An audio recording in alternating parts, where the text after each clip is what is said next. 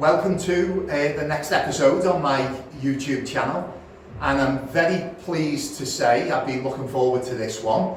I've got first and foremost a very good friend of mine here, but also someone who is at the top of his game where he comes into things where cue sports are concerned. He works in lots of other sports like darts and boxing and things like that, but I know Matt as a cue sports mental coach. Are you okay with the term mental coach, Matt? You know me, I just turn the camera on and go. So, how would you describe your position? I know you're Matt Andrews mentoring. Yeah, there's a bit of a story behind that, but sports performance coach or mentor, sports mentor. So, well, it's all aimed at the mental side of the game with the players and things. Yeah. And Matt works a lot with myself with a lot of these players. It could be anyone from beginners, junior players, just enthusiasts, top amateurs and pros. In fact, on the pro side of things, we might as well start big here. Who was it again you worked with for quite a while, and he happened to win the Masters while you were can't remember their name. Doing it? No, I can't. That's why I asked you. Yeah, no, it was actually one of the very first people that I worked with, so straight away I started at the top with Ronnie O'Sullivan.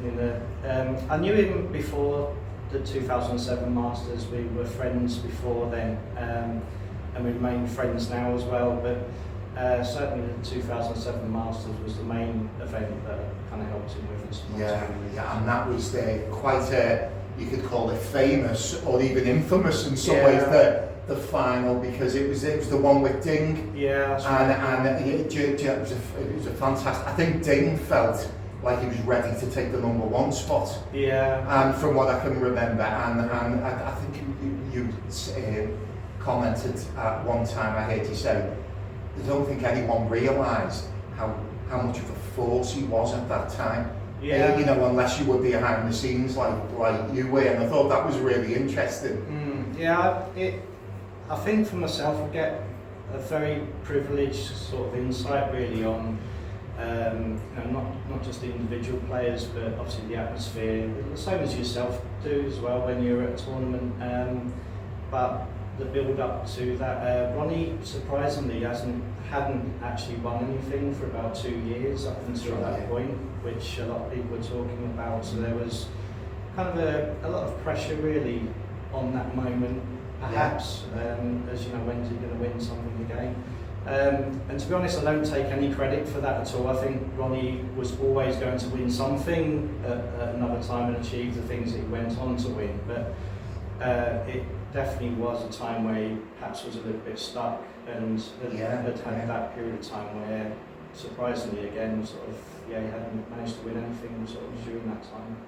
Well, you can't ignore 2 years of the best player ever not winning a tournament, can you? And I know you would naturally play that down, and I know what you like, but to help them with the Masters and everything, no one will ever know. And it's behind closed doors stuff, a lot of it, isn't it? And no one ever knows quite it. It's like when people mention stuff like they know exactly what's happened on social media. Oh, this and that'll be that. And they've got no idea what's going on in the background. And I get that obviously with my job. People make assumptions. They've got no idea what the player might be going through at that time in their life, never mind the snooker. And you must get that on steroids sort of thing almost, because that's you're even more so to do with I work on the mental side with players. It just goes with the territory, but I'm not a qualified mental coach. It's just what you pick up over time, but that's what you're there for, Matt, isn't it? And so people don't realise, and I'm sure you done. No, you added so many percent that maybe got him over the line, because he was absolutely flying around that time. But that was that really nice one to talk about getting thrown in the deep end. Yeah, I was fully confident on obviously what I do, and I had spoken to other people in other areas and a few in other sports and things like that. But yeah, very quickly, because of being a friend and family connections and things as well, it was something that kind of come along very quickly, and I think for a lot of people it's been seen as being thrown in the deep end to some extent. But then I've been working with people in lots of other areas for years before that, as in clinical settings and hospitals and doctors. And like what you were saying, really, my background is, I think I was always naturally working that way anyway, but confidentiality was always really important. So yeah, there was a lot of things that go on for Ronnie at that time, and a lot of issues and problems for other people that you work with as well, that is confidential and you don't share and talk about. But it was such an interesting tournament because I kind of knew how strong Ronnie had become just before that tournament, and to see him sort of growing throughout that as well. There was obviously kind of a lot of talk about how Ding was in the final, and I think the big thing for Ding was that he was playing his idol really at that time as well in one of the biggest tournaments. So. Yeah, and trying to take the crown. Yeah. So not just the crown of that tournament. As I say, at the time, he was, I think he felt, and rightfully so, because you've got to feel like this. But he wanted to take that mantle, didn't he, of the best player in the Especially with China as a country watching and backing you and talking as well. So I mean, that must have been really, really interesting. Yeah. Just before we move on about the players who you've worked with since, just going back to what you said a few minutes ago, I think one of the things why Matt is so. He's very effective. I can tell it. I'm around this game all the time. You see a lot of people come and go, and then at the other end of the scale, you get people who are there for very good reason, and they've been there for a long time, and they've been consistently good at what they do and go above and beyond and all things like that. But I think the thing with you was that I think you worked in drug rehabilitation, homelessness. Yeah. You worked for the police at one time. Yeah. So by the time you come to something like snooker, you'd experienced a lot and needed answers for a lot of things as well. So I suppose I'm pretty much all of that crosses over, because you're still dealing with human beings, and you're dealing with someone clearing their mind to be able to move forward. Whatever subject it's still the subject of the mind, isn't it, I suppose? Yeah, no, again, really, I often reflect on it myself, really, because I've always had that instinct and that interest of working with people and wanting to work with people.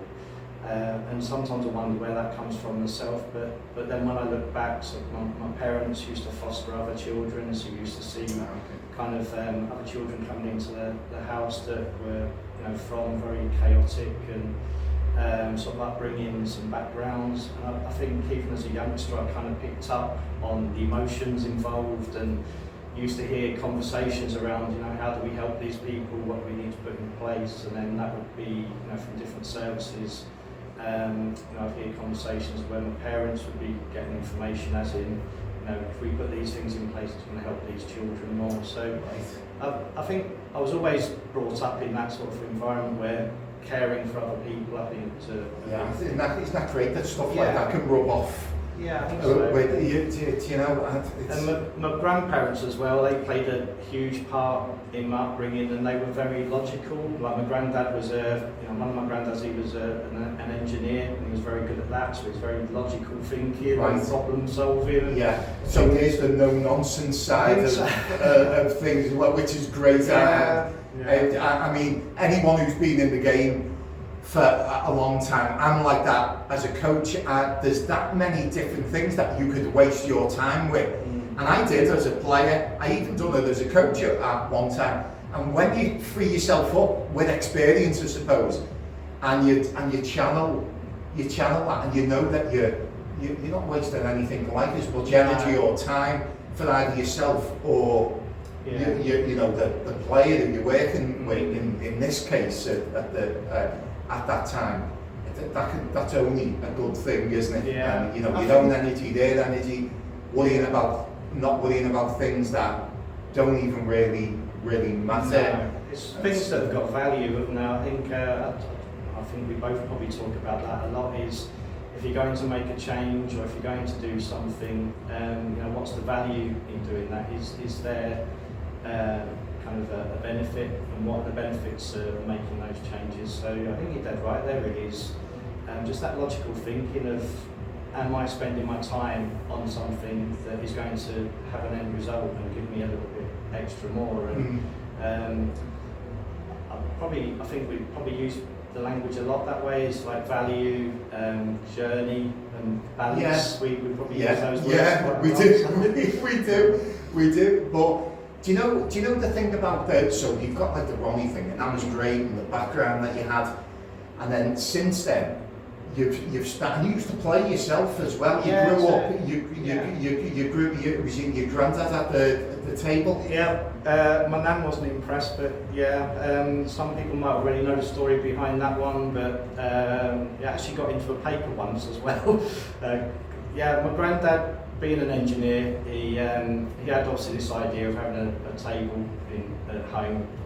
He didn't tell anyone else about it, but he designed and created all the drawings for a new patio to be kind of built on the back of his house, a conservatory to be built on that. So while he was making all these plans, my nan unfortunately was sort of sat at the table looking through catalogues of like summer house furniture and that sort of thing, and there was a knock on the door one day when it was all built, and 2 delivery men were stood there. My nan answered it and they said, we're here to deliver the snooker table. And first you my nan was a little bit shocked and, you must have the wrong house, and you must mean someone else down here. That's like something off the telly, that isn't it? It is a little bit, yeah. And my granddad come bouncing down the stairs because he was full of excitement that his table was being delivered. And come in, I'll show you where it goes. And so unfortunately, I was very lucky. I had the best grandparents on both sides, but those two, they were real kind of characters. They really worked hard, and I don't know how my granddad got away with it really, but she wasn't too happy because she was right in a way, because she said, everyone, all the men at Christmas time, they're all going to be out there playing snooker, and it's going to separate falling through the patio drunk and it's going to separate the family and things at Christmas and stuff like that, which it did to some extent. That's where a lot of the men did go. But we had great conversations around the snooker table as well, and it allowed me to have great moments and times with my granddad as well. I think it's fantastic, the memories that you've got with it, and also that, Matt, I'm Ray, you don't mind me speaking for you on this, because I know how humble you are with stuff, but he's helped me, for the start, he's helped me with players win world titles at amateur level and things like that, European titles and things. And to the point where I don't know if that player might have won that at that time without that additional help, because I don't tick every box. And when I don't, first I hold my hand up, I must say, and because that's what I'd want if I was a player. And someone like Matt can make all the difference, or just get something over the line. And so, these are my experiences. A player winning the 900 on the telly. An amateur player never played on the telly before winning. We've been lucky, enough to. It was a nice little experience working together on things like that, and all kinds of other situations. But you've also got all kinds of other things where players have won this, done that, and you're both working under the radar. I do it to some degree with some of the pros at the moment. Yeah. It actually works better sometimes when no one knows that you're working together. Yeah. I think sometimes in my case, and a bit more than yours, I always feel that when someone's really getting the assistance that they're getting off you, it's like they're not exactly going to go and share it with other players and that. So I suppose it's in their interest to keep it there. And also, things are changing now, but there was always almost like a stigma that someone was getting some mental help. Yeah. The world's completely changed now, hasn't it? Yeah. And I hope anyone listening to this as well, who is still on the fence over should I go and get a little bit of extra help with it. This thing's so important, isn't it? It's everything.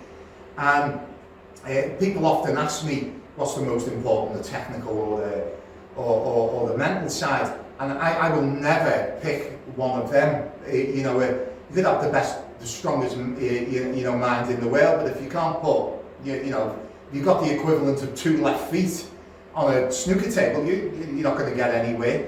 But by the same token, you could be someone like the likes of what myself and a lot of others experienced when they first started playing, where I was scoring heavy very quickly. And for the first 3 years, I was completely underachieving in matches, completely underachieving. And I could have really have done what I've spoke to you about this before, but when I look back, it's a long time ago now. You're talking nearly 40 years ago around that period, it is. And the right kind of help at the time. I had all the support of my family and friends and everything, but it just shows you that isn't always enough either. If you are the type of personality, say I was, but I was, again, believe it or not, I was shy at the time, and I lacked self-belief in something that I really loved and really wanted to do. And I know how much I would have benefited with that. Yeah. And at that time it was a bit more, it's almost like you'd only heard of, like, say, shrinks in America, someone lying on a couch in America with a shrink. That's the first thing you'd think of back then. Yeah. It's totally changed now. Yeah. It's part of your sporting development. It's a very, very intelligent, cute move to make, to varying degrees depending on the person, really, I suppose, isn't it? Yeah. And again, I'm only skimming over this. I'm no expert in this area, but the players who you've worked with in recent times, it must be fantastic that you're watching the television. Because again, I know what that's like when you can see the difference that you maybe make them between yourselves as a team, if you like.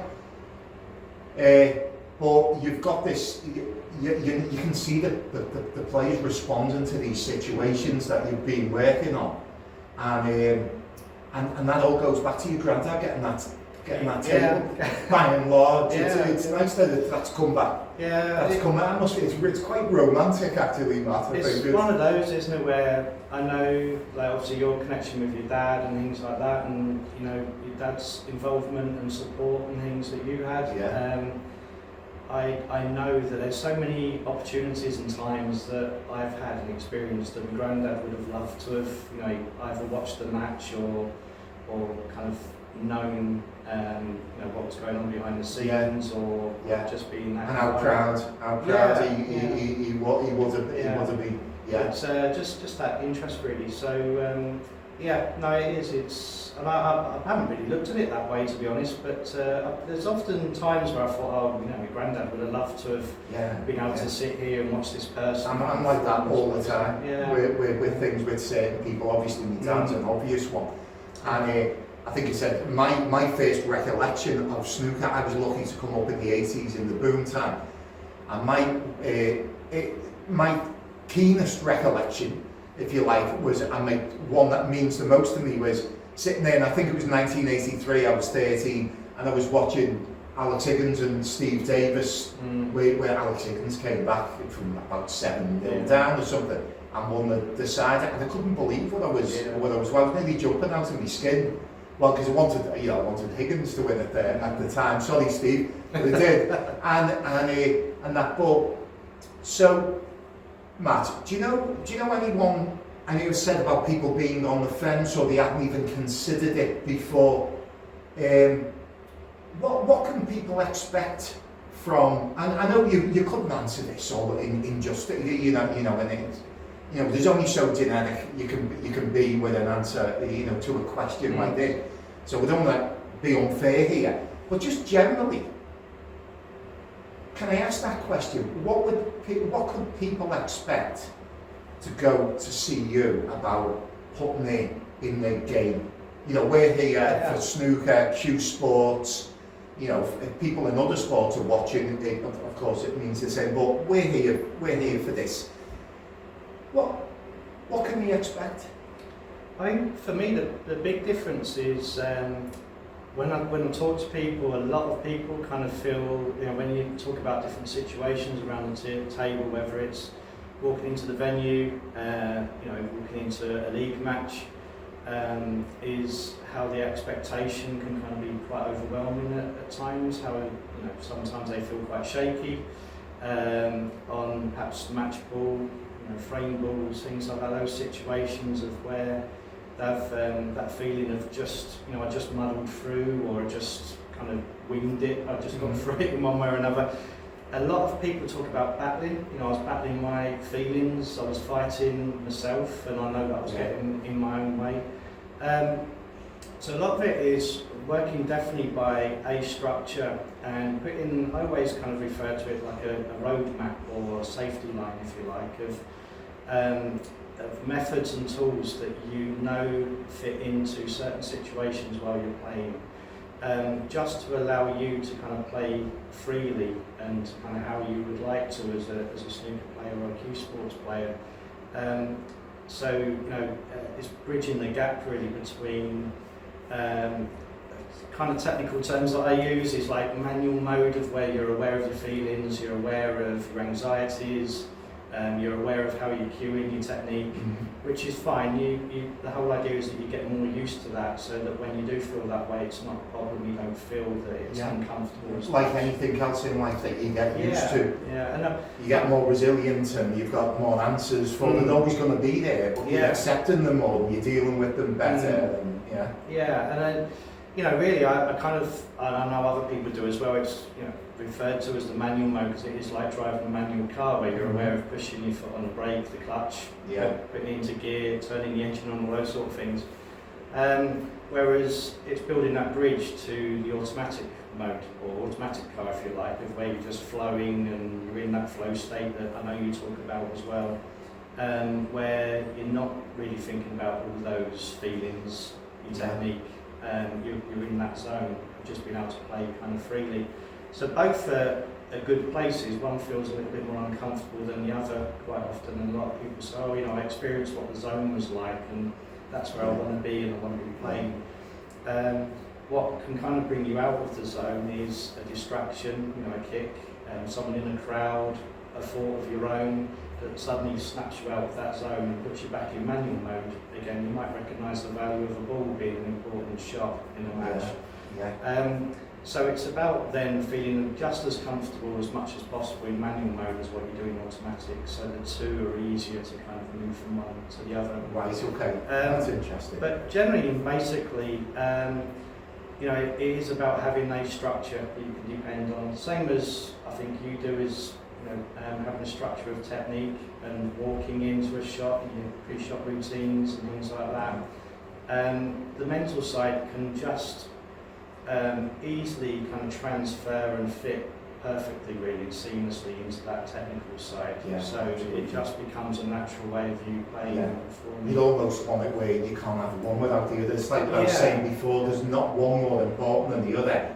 Just put them all together in the right package, and they just work, they bounce off each other, they work in tandem, they work, you know, it's all intertwined, isn't it? The whole thing is, it's because you need, you know, as you say, you need both, and that's it. But okay. I think as well, it's you know, that just being able to kind of play freely, having tools when you're in those perceived kind of pressurised moments, and that can be someone in a league match. You know, they want to impress the team, they kind of want to win the trophy for their team in the league and their club. So at any level, really. Beat the friend for the pack of the crisps. That's true. Pay for the table and the light. And you know, it can bring up a lot of similar feelings, really. So it's about basically putting a structure in place that players can depend on, rather than feeling that they're just kind of muddling through. Something that you kind of referred to as well as at work, and do speak to a lot of senior players that are on the senior tour. and quite often they'll sort of say, oh, I wish I looked at that when I was on the main tour or when I was a top amateur. I wish I really worked on that side. But for me, I understand that, but never too late. And it's it's always, you can teach an old dog new tricks, if we want to kind of use that phrase as well. And it is possible. And timing is really important. And the way I see it is, I'd rather someone experience a positive thing once in their playing career rather than not experience it. That's a good way of putting it. And it, once someone does make a decision to kind of work on that side and to look at it, it's okay. Well, so what can we then go on and achieve? What can we kind of do with the ability that we've got? And, I get that thing. I think we probably spoke about this before, but I get a lot of people coming to me. This has gone on for a long time. Where you'd be surprised how many people say. I think I shouldn't be, because I think I probably would have said the same thing. But I get people coming to me a lot saying when they've had a taste of what makes, all of a sudden it makes sense to them why they were struggling with generally with the game, and why they can't play this shot or they can't play that one consistently. There's absolutely answers to everything, of course. And if you get the right answers and you do it, you're often left thinking, again, I think I've spoken to you about this before, but you get players saying, I wish I would have done this years ago. And I get people saying, I was going to come and see you 3 years ago. I could have been doing, and I always say to them, it's, the cup's half full. At least you've done it, and you've gone out of your way with the expense of the effort and the expense of buying your equipment, the effort to get up and get ready to come and play snooker or pool, and then get there. And if you can get there in the best shape you can, whether it's be through working on the technical side, with the likes of what I predominantly do, and or the likes of that, or the combination of the two. If you're making the effort to actually play and still care, make the effort to try something you haven't tried before. Give it a try with Matt. You couldn't be in better hands. We're not just. This isn't just a friend who, because he's my friend. He's the best in the game as far as I'm concerned, and got a lot of integrity with it as well, which matters more than anything. But I think that's the big thing for me. Try it. You're already putting lots of effort in.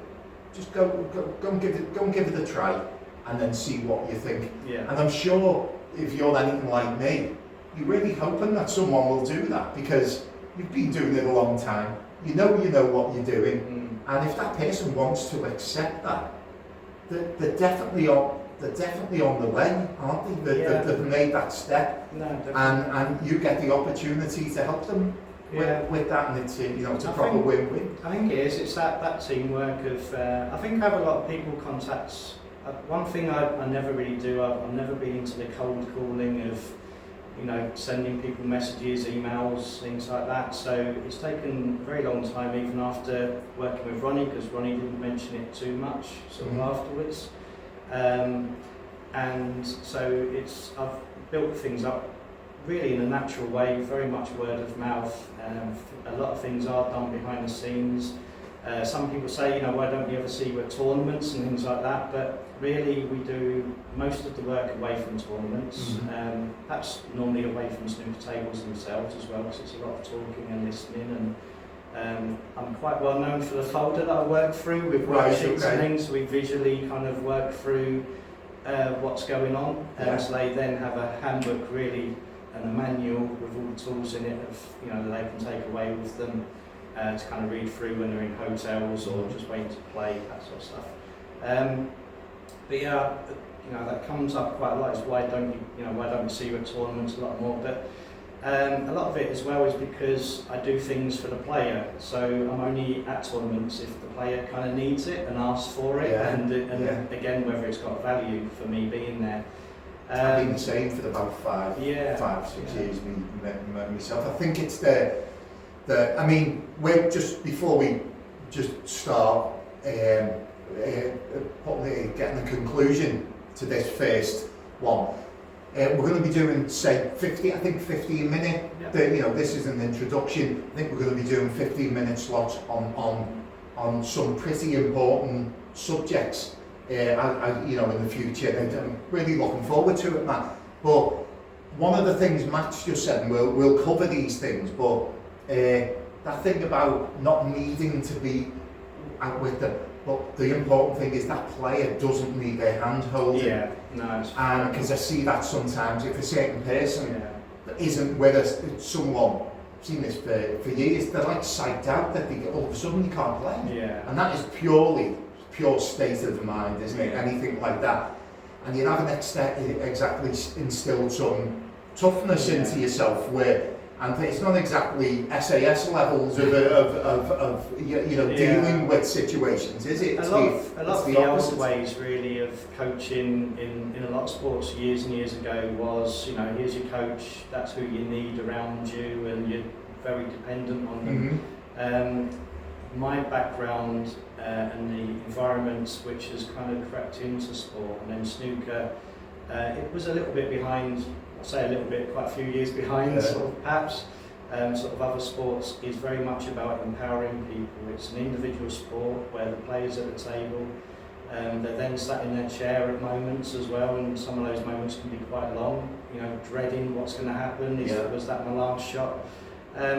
So when I go back to those methods and tools, it's how do you use that time more to your advantage in more of a positive way? Not exactly SAS levels of resilience and that. Yeah, like the whole idea really is, years ago perhaps, in coaching, sort of people would be really reliant on their coaches and the staff around them, which obviously we kind of really need them. But the more modern way of working, especially in individual sports like snooker, is that you've got a lot more self-resilience and self-reliance, and you've got the confidence to kind of solve your own problems really. So the way kind of I work is more about empowering people sort of in these situations to kind of come up with solutions to their own problems when they're out in that arena. Obviously they spend a lot of time sometimes sort of in the chair as well, waiting for their next opportunity.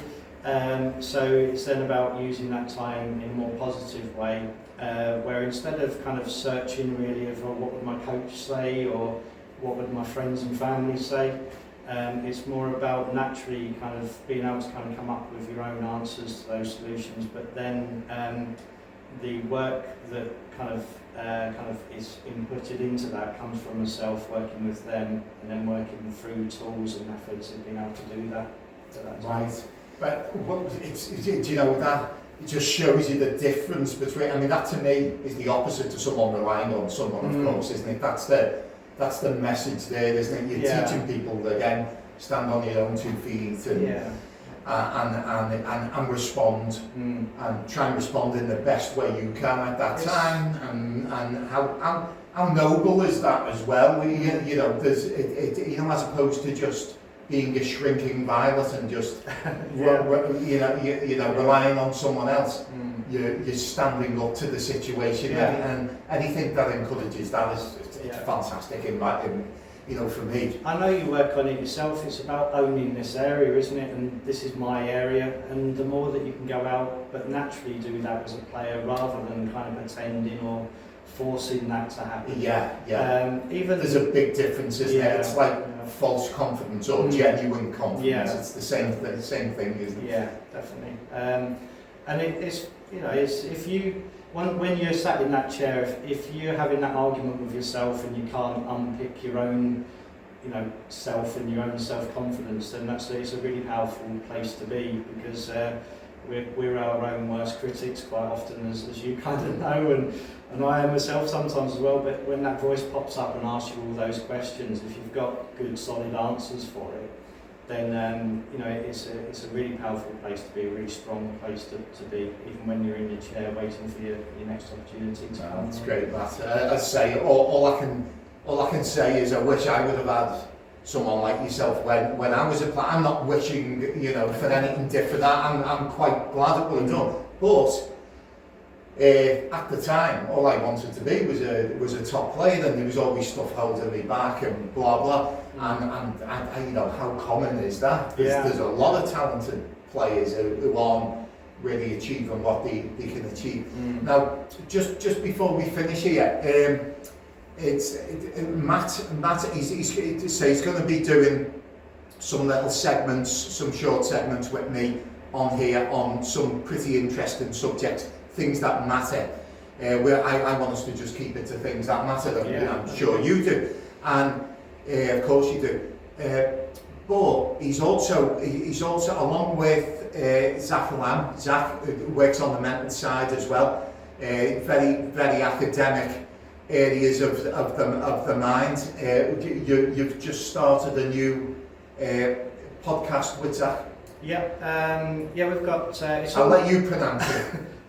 It's all set up at the moment, so all across the main podcast kind of sort of sites and platforms, you can kind of find it on there at the moment. Subscribe and follow. It's called the Curious Minds podcast. Curious Minds, yeah, as in Q. We've got the Q in there. Yes. Which I've made a bit of a rod for my own back because it's not the easiest thing to say, and I kind of want to record the intro once so I don't have to keep repeating it really. Right. But yeah, it's we've got it all set up at the moment. We've got hopefully an introductory kind of episode coming out over the next couple of weeks. Might be some short ones in between, but the first main episode hopefully is going to be in time for the World Championships this year. Right. That's good. It's going to be interesting. Yeah. And if it's anything like the impact you're having on the players, and then you've got the added benefits of Zach throwing his side of things in. It's great. I'll pop in with you, like we've spoke about, and 3 different kinds of minds, sort of. Yourselves always welcome on. I say on my channel, but again, I can't speak more highly of Matt. He's my pick for the person who I like working with on the mental side of the game with players. The integrity, everything, it all matters. I'd just like to say thanks, Matt. I'm really proud that you're in such early stages of my channel.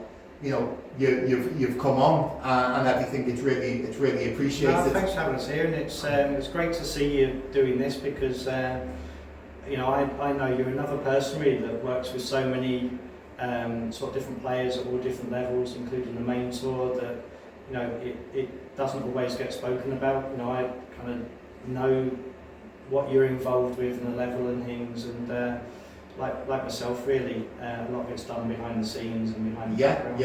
And but as long as I suppose you know that the work that you do, and you just do it to the best of your ability, and that's what matters, I suppose. But I know what you're saying. Well, man, thanks very much for that, and I really appreciated you coming on. Thanks for listening, everyone. Check Matt out. He's the real deal. Do you know what I mean? What else can I say? He's I'm not just saying that because he's a friend. Absolutely, it's a bonus that he's a friend. All the other stuff is fantastic what he does. So thanks very much. Like, subscribe. I'll see you in the next one.